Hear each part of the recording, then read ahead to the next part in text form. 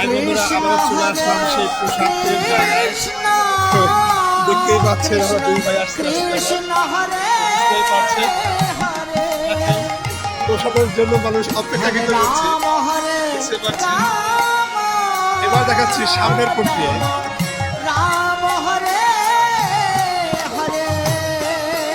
এই দেখেন সামনে এখানে প্রসাদ তৈরি হচ্ছে বা রান্না হচ্ছে, এখানে পাশে পরিষ্কার পরিচ্ছন্ন হচ্ছে। আর খাবারের জন্য মানুষ, প্রসাদ নেওয়ার জন্য মানুষ দেখেন কতটা ভিড় করে আছে। আসলে ভগবানের প্রসাদ বলে কথা, তা একটু পেলেও মনটাকে শান্তি পাওয়া যায় বা শান্তি পায় অনেক। দেখেন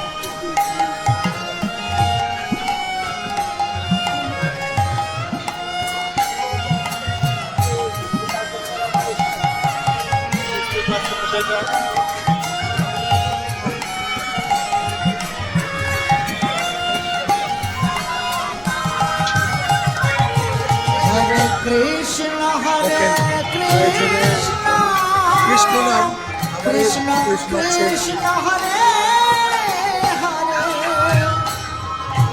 হরে রাম রাম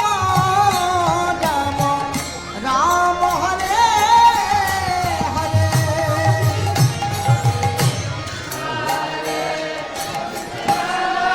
এটাও একটু স্মৃতি হিসেবে থাকবে।